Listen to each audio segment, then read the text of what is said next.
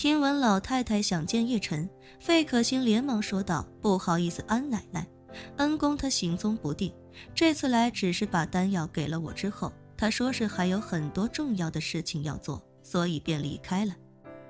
严格来说，费可欣也不算撒谎，因为叶晨确实行踪不定，尤其最近这段时间，从加拿大到美国、港岛，再到墨西哥，费可欣也不知道他的具体规划。而且叶晨现在也确实已经离开了费家的冰冻中心，他已经赶回白金汉宫酒店，为伊藤一家以及和英秀的到来做准备。老太太一听费可欣说恩公走了，顿时很是失落地说道：“恩公当日救了我们全家，现在又救了亚林，这份大恩大德我们几辈子都报不完，可是他一直没给我们任何报答的机会。”费可欣宽慰道：“安奶奶，别说您了，我早就欠了恩公天大的恩情，至今也没什么机会报答，只能为恩公鞍前马后的尽些绵薄之力。”安重秋顺势问道：“费小姐，当初费老爷子在金陵拍卖会上突发疾病，而后家里你大伯又趁机夺权，但老爷子后来转危为安，你和老爷子能重返纽约，甚至你能执掌费家。如果我没猜错的话，这件事也是因为那位恩公在后面帮忙吧？”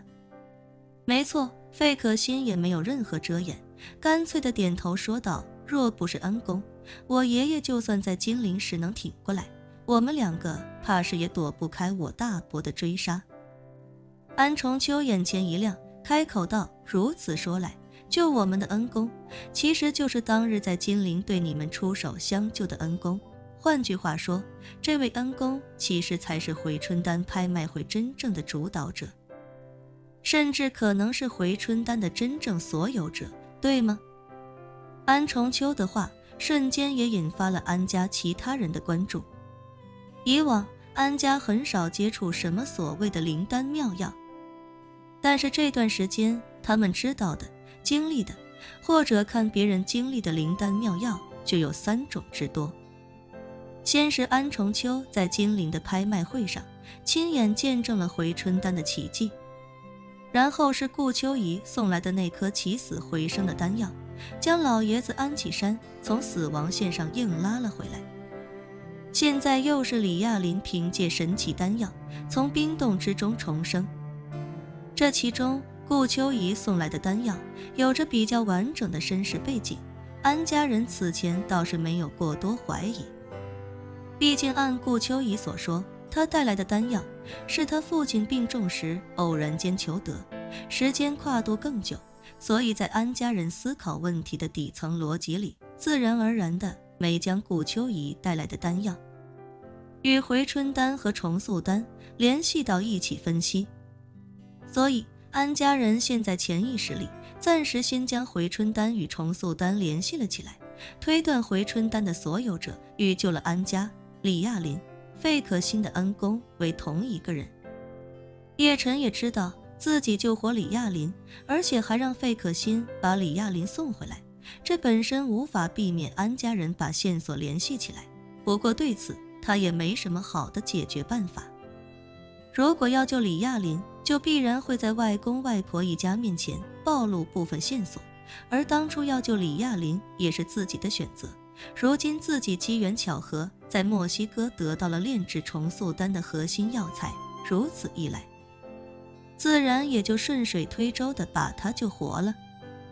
至于线索暴露，叶晨倒也没有过于在意，毕竟是自己的外公外婆，并非敌人，更何况目前暴露的线索无非就是让他们多拿到一块拼图，想完全把自己的身份找出来，目前看还差得远。安重秋的这个推测引发了整个安家的共鸣。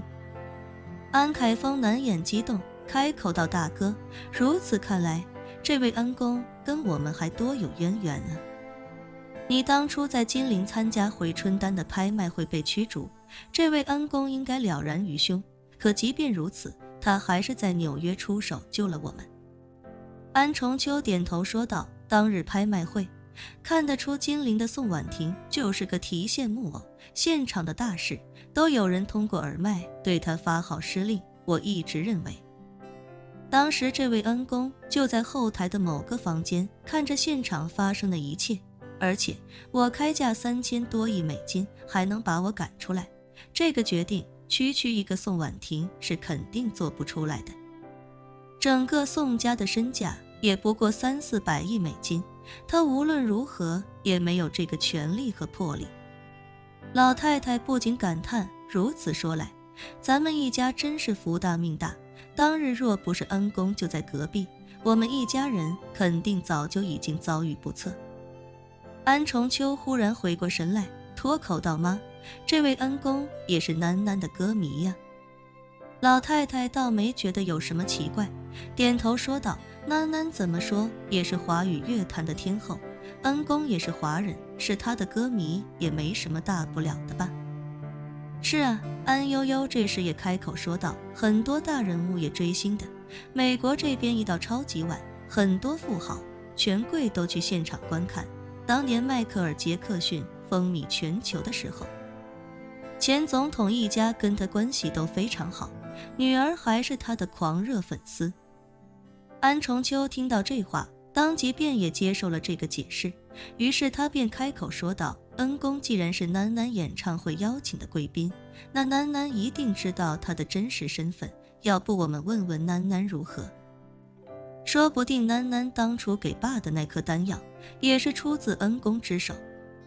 安凯峰想了想，道：“这件事还真有可能。我查证过，顾延忠确实得了胰腺癌晚期，后来忽然间痊愈了，估计那个时候顾家就已经与恩公相识了，大概率是恩公先治好了顾延忠，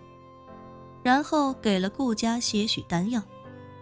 老爷子沉吟片刻，点头说道：“想来定是如此。按照时间轴来推断，顾家先接触到恩公，然后是费小姐，再然后是我们。”